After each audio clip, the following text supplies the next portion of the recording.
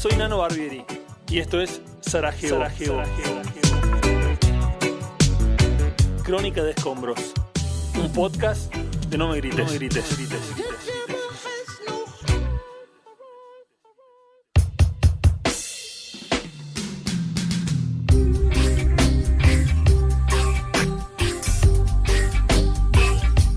Hoy me gustaría hablar un poco de la fragilidad. El jueves pasado en Argentina fracasó la política. En casi 40 años de democracia siguen fabricando más indignación 800 personas pobres sobre un campo vacío que la propia miseria de esos cuerpos. Que pocas cosas quedan para agregar, pero vamos a hacer el esfuerzo de argumentar aquella vieja práctica política caída en desuso. La democracia inconclusa, así definía Aldo Ferrer a la Argentina, un país capaz de convivir con extraordinarios pisos de sufrimiento. Siempre me pareció interesante ese concepto. Pisos de sufrimiento. Primero vamos a los hechos. El pasado jueves fueron expulsadas, no desalojadas, expulsadas 800 personas que vivían en chozas sobre un campo de unas 100 hectáreas con varios dueños, algunos incluso de dudosa acreditación. Guernica se llamaba el lugar, nombre de guerra.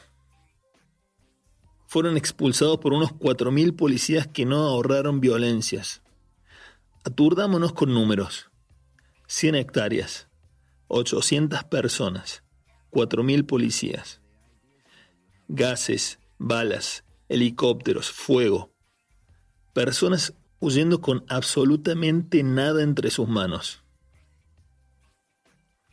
En Nymphomaniac, aquella muy incómoda película de Lars von Trier, uno de los protagonistas dice: las cosas se esconden cuando parecen familiares. Hay una especie de último eslabón del Estado de Derecho que es la propiedad privada. Es intolerable su amenaza como ningún otro derecho. Es una frontera que a todos nos parece insensato cruzar. Está escrito en nuestro ADN cultural. La ocupación de campos deshabitados generó alerta en casi todo el arco político y encendió fantasmas en proporciones enormes de la sociedad. Es un derecho, sí, pero no es el único. La desigualdad, en cambio, o la pobreza que es el resultado de mirar sin contexto, es una preocupación adquirida. Se pide aparte como la gaseosa en un restaurante. Para encender alertas sobre la desigualdad es necesario proveerse de cierta sensibilidad, haberse corrido del sentido común, es decir, haberse desentendido por un instante de todo ese universo compartido que nos resulta sensato sin siquiera pensar en él, el sentido común. La preocupación por la desigualdad no forma parte, ni por asomo, del combo de aptitudes que vienen en nuestra Matrix. Conceptualmente, vista así, es una batalla muy despareja. Promediando el siglo XVIII, Jacques Rousseau respondió a un concurso con una consigna muy ambiciosa. Había que explicar el origen y los fundamentos de la desigualdad entre los hombres. Así se llamó también, después, su propio libro. En ese extraordinario ensayo, Rousseau concluyó que, a diferencia de lo que muchos sostenían, la desigualdad no se funda en la posesión desigual de talentos, sino que es el propio contrato social lo que legitima la iniquidad. Es el contrato social, es decir, la política, la moral, la ética. Digámoslo nosotros con un poco más de torpeza. La desigualdad es una decisión. Las tomas, todas las tomas, no solo esta última, ponen en evidencia la tensión entre los derechos, como tantas otras veces ocurre también.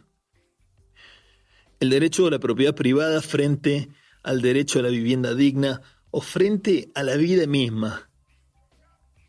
Pero hasta que estalla, o incluso a veces después de que ya hubo estallado, permanece oculto, herméticamente sellado en nuestro sentido común. En ocasión de los saqueos ocurridos en Córdoba en el año 2013, un conflicto que si uno lo piensa en detalle tiene raíces bastante comunes, Martín Caparrós, el escritor, escribió una columna exquisita en la que reflexiona sobre los fundamentos y la fragilidad del concepto de propiedad privada. Siempre me sorprendió que funcionara, dice Caparrós.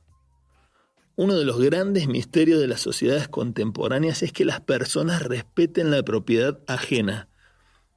Es difícil, supone que millones y millones vivan mirando lo que querrían tener, pero acepten que no van a tenerlo porque hay leyes y policías que lo impiden. De vuelta a la frase de Lars von Trier. Las cosas se esconden cuando parecen familiares. En 400 o 500 años de organización capitalista, de tanto en tanto el sistema cruje, pero no quiebra.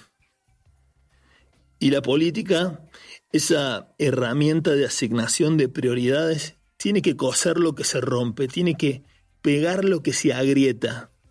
Es la única explicación posible de la convivencia. Pero ahí, donde la vida social coalicionó, donde chocaron los planetas y los intereses son simplemente irreconciliables, la moneda cayó una vez más el jueves pasado del lado de los que más. El orden social, cualquier orden social, como cualquier construcción de las personas, es precario, susceptible de ser modificado o simplemente reemplazado por otro. Todo aquel que bordeó la derrota alguna vez en su vida, cualquier derrota, sabe de la cercanía del abismo, la conoce. Quizás tan solo haga falta un poco de memoria y la esperanza de que, como canta Sting, los nacidos bajo un sol brutal no se olviden de su fragilidad. Euphoric chrome optimism.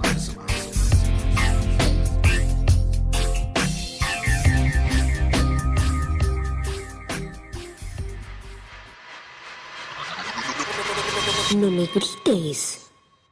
Suscríbete al Club Panas en www.nomegrites.com.ar.